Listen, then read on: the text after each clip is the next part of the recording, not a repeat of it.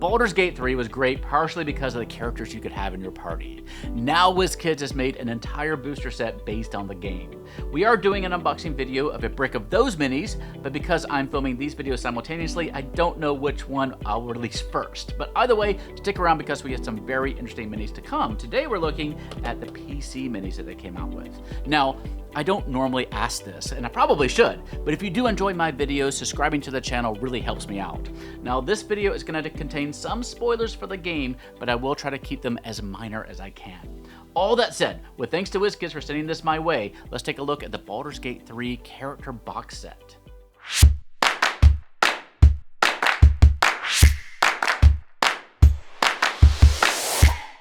Humblewood is one of my favorite 5e settings. It is a beautiful and lush world that is home to a complex society of animal folks.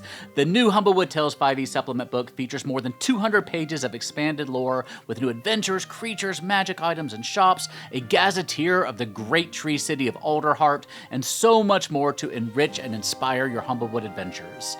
Gather your party for new tales from levels 3 through 8 as you encounter pirate mercenaries, face off against a slime king, and take on the god of shadow and trickery and an otherworldly nightmarish dreamscape. What tales will you tell? Check out Humblewood Tales today using our link in the corner or in the doohickey down below. Unlike pretty much all the minis I talk about on this channel, these really feel like real people to me, which I think speaks so highly of the writers and the performers in Baldur's Gate 3. This is Gale, human wizard with the sage background and one of the very first companions you'll come across in the adventure. Gale doesn't really break the mold when it comes to wizards. He's very much a scholar interested in expanding his knowledge of the arcane arts. Karlach Cliffgate is a tiefling barbarian with the Outlander background, and very much a fan favorite in the community. She was originally a soldier in Zariel's army, but recently she was freed from Avernus and intends to make the most of it. Karlach is also arguably the most fun companion to keep around in your party during the game. Shadowheart is a high half-elf trickery domain cleric with the acolyte background who is a loyal follower of Shar, goddess of darkness, trickery, secrets lost, hidden pain, and wanting to forget. Shadowheart, as her name implies, definitely personifies many of those qualities, making her one of the more unpredictable companions that you'll pick up in the game. Wyll is a human warlock with the folk hero background. Now you may be thinking, horns aren't particularly common on humans, but Wyll's warlock pact is with a fiend, so maybe you can put 2 and 2 together there. It does make this particular mini a little bit trickier to use for some of your other characters and games, but I don't mind the variety. Lae'zel is a Githyanki fighter with a soldier background, and like most fighters in D&D I find, she's relatively straightforward, at least when compared to some of her other companions. She's also the first companion you'll come across in the adventure. And we don't exactly have a lot of female Gith fighter minis, so this is a nice addition for those of us who like our, in this case, relatively rare race and class combinations. Oh, Astarion, if you're gonna pay for a cameo from anyone, it should probably be Astarion, as played by Neil Newbin. That is $125 well spent. He is perhaps toxic. I mean, he is a vampire spawn after all, and another high elf, but he still has my heart. He's also a rogue with a charlatan background.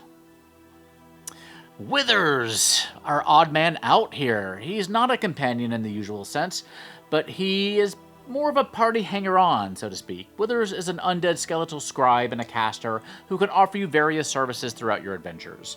He's quite useful to keep around, and I quite like his mini, with the staff and the book and the flowing cape. Just use him as a mysterious NPC encountered by your party if you like.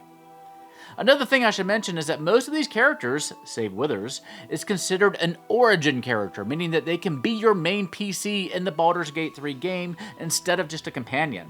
And if you do want to play as one of these characters, again except for Withers, D&D Beyond released really nice looking level 1 character sheets for free that you can find in the link I have in the doohickey down below. So if your group loves Baldur's Gate 3, have them pick a character, give them the character sheet, and roll with it. It might be a nice way to bring some more video gamers into our fold. The minis are also quite nice, and like I said, imbued with a lot of personality if you have played the games.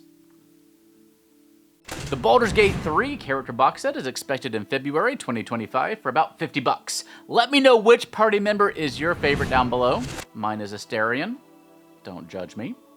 If you want to help me make more videos, though, there are a few things you can do that are completely free for you. You can subscribe to the channel, like my videos, and leave comments to help feed the algorithm. And between you and me, getting kind comments saying that you enjoy my videos really inspires me to work and make more. You can also go collect our completely free 5e and Pathfinder magic items and monsters over at bonfirebites.com or on our social media sites over here. Grady works really hard on them, and I don't think enough people know about them. So if you like them, help me spread the word. And if you're looking to spend a little cash, check out our links to Hit Point Press, including their brand new adventure and setting book, Humblewood Tales, available now. And thank you for watching all the way to the end here. For now, please stay safe, have fun, love each other, and I will see you next time at the Gallant Goblin.